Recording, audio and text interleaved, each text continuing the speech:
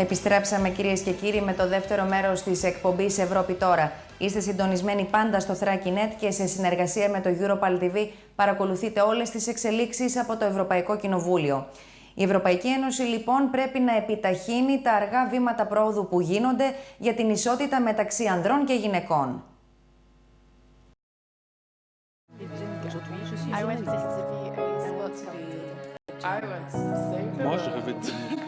Actress. From a very young age and throughout our lives, our education, our experiences shape our future. But can you really get to be what you hope to be? Suffragette movements in the 19th and 20th centuries across America, to the UK and in Russia were the beginnings of women's fight for equality. But the struggle has been a hard one. Girls and women all over the world suffer sexual harassment. They are raped, they are trafficked, they are tortured, they are denied access to education, and they are not told that they can have both a successful family and professional life. Throughout the years, much has changed. We see more and more women in higher education. We see more and more women in top jobs. But in the workplace, are men and women really equal? Let's find out. Bonjour, allez, venez. Alors, ici, vous allez emballer le chocolat. Vous allez mettre le chocolat dans la pochette, comme je le fais, jusqu'à la fin. Et à la fin, on va le mettre ici. Go. The World Economic Forum's Global Gender Gap Index tracks gender disparity. It looks at 4 key areas: health, education, the economy and politics. When it comes to health and education, there's almost parity. But it's a different story when we look at the economy and politics. I mean, just look at the 2015 Forbes list of the most powerful people on the planet. Only 9 of them are women. On average, women can earn up to 16% less than men, and once in the workplace, they can face far more social discrimination. But looking around this shop floor, it would seem that men and women are pretty equal.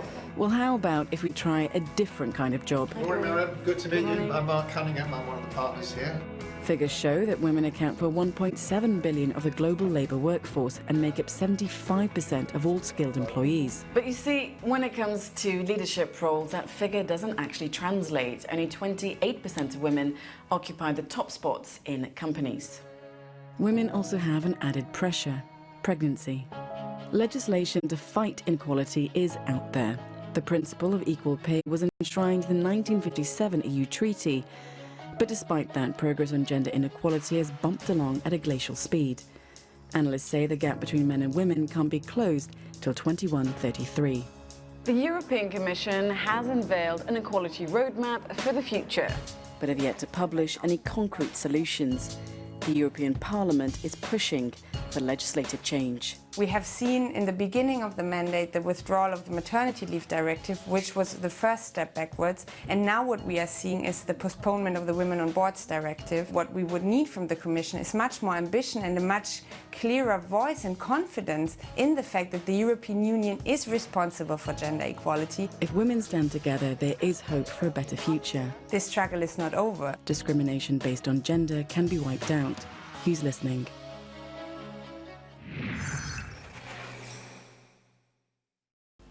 Σε ισχύ τίθεται η νέα οδηγία της Ευρωπαϊκής Ένωσης για την προστασία των ανηλίκων σε ποινικές διαδικασίες.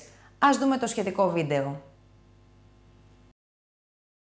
Offrire un avvocato a un minore che si ritrova coinvolto in un processo penale, registrare gli interrogatori con una telecamera e preparare un esame medico e sociologico del giovane sono alcune delle garanzie offerte d'ora in poi nella nuova direttiva sulla protezione dei minori. Abbiamo incontrato la relatrice per l'Europarlamento, Caterina Chinnici. Buongiorno, la prima direttiva che intacca davvero il diritto penale degli Stati riguarda la protezione dei minori. Ce n'era veramente bisogno? Beh, sicuramente, intanto perché è un documento che comincia a costruire quello spazio di giustizia europeo al quale tutti guardiamo, e poi perché è un documento, diciamo un documento legislativo che tende a uniformare le procedure per i reati commessi dai minori in maniera quanto più possibile condivisa fra tutti i Paesi membri, quindi sicuramente ce n'era bisogno. Allora, noi siamo andati a raccogliere delle domande che vengono dalla società civile, da esperti della materia. La prima domanda viene da un'associazione olandese, perché l'Olanda, se non mi sbaglio, è uno dei paesi che dovrà adeguarsi parecchio a questa direttiva. Allora ascoltiamola insieme. My question is about mandatory legal assistance. Is the right to a lawyer still mandatory when children can also waive this right? Our concern is that children who commit minor offences and waive their right can experience unforeseen negative long-term consequences, such as problems with being accepted for jobs due to a criminal record. Tutta la direttiva è stata concepita per dare concretezza al principio del superiore interesse del minore. Nel procedimento penale devono essere assicurate al minore tutte le garanzie, non solo quelle strettamente procedurali, ma anche quelle connesse alla condizione del minore di particolare vulnerabilità. E quindi l'assistenza del difensore è stata concepita come un diritto, diciamo, fondamentale. Però sono previste anche le deroghe, perché è chiaro ed è comprensibile che laddove si tratti di reati, per esempio di minore gravità, allora si può adottare una procedura che sia diversa e che quindi non richieda necessariamente la presenza del difensore. Abbiamo un'altra domanda e poi intervengo, che viene dalla Germania. Frau Abgeordnete Chinnici, unter Verteidigerinnen und Verteidigern in Jugendstrafverfahren gibt es die Befürchtung, dass eine allgemeine Pflicht zur audiovisuellen Vernehmungsdokumentation auch einen Eingriff in Persönlichkeitsrechte darstellen könnte. Stimmen Sie mir zu, dass etwa beim Vorwurf des Diebstahls eines T-Shirts die Herstellung eines solchen Videofilms auch ein Nachteil für junge Beschuldigte sein könnte?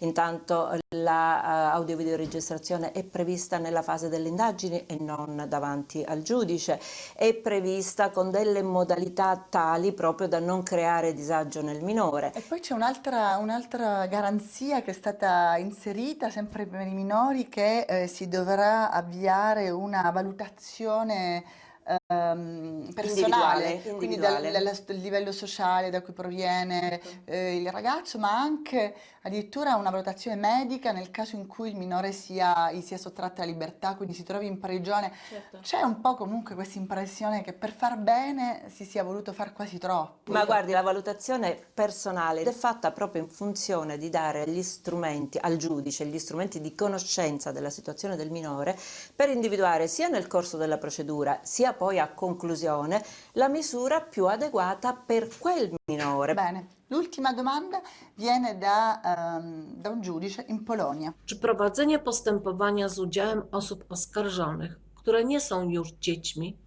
nadal rodzi obowiązek zapewnienia dostępu do rozprawy sądowej, na przykład ich rodziców? Allora, è possibile, ci sono dei paesi dove la maggiore età si raggiunge più tardi o più presto. Cosa prevede questa direttiva? La direttiva si applica quando il giovane commette il reato da minorenne, anche se nel frattempo poi, durante il corso della procedura, supera la minore età, diventa maggiorenne.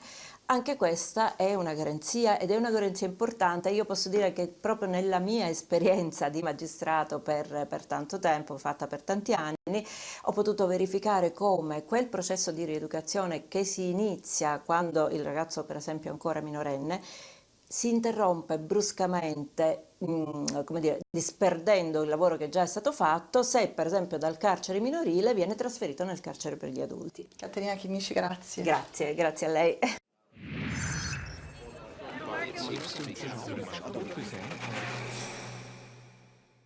Οι Βρυξέλλες φιλοξενούν συνάντηση με εταίρους από χώρες της Ανατολικής Ευρώπης εν ώψη της 5ης Κοινοβουλευτικής Συνέλευσης Euronest. A reduced annual session of the Eastern European Parliamentary Assembly took place in Brussels on the same day as multiple terror attacks brought carnage and tragedy to the capital. And I would ask us all a minute of silence. Euronest is a forum to promote greater partnership across areas ranging from foreign affairs, education and the economy. At this year's meeting, a resolution called on Russia to immediately release the Ukrainian pilot, Nadia Shevchenko, who was sentenced on Tuesday to 22 years in jail. We do not recognize this so-called verdict as a legitimate one. This was a farce, and we will continue to demand the unconditional release of Nadia Savchenko from the prison. Across the 2 days, members also had meetings with affiliated political groups. I know what is the most important issue: your independence and Russia aggression, and I'm always ready to help. Another issue for the MEP was strengthening Europe's energy security via partnership with eastern neighbours. They are very important for us, not only because as energy sources in these countries, but also as energy roads to the European Union. We cannot develop our economy. We cannot be competitive without energy supply, security of energy supply, and affordable prices. But due to the terror threat level in Brussels, the Euronest Parliamentary Assembly came to an abrupt end.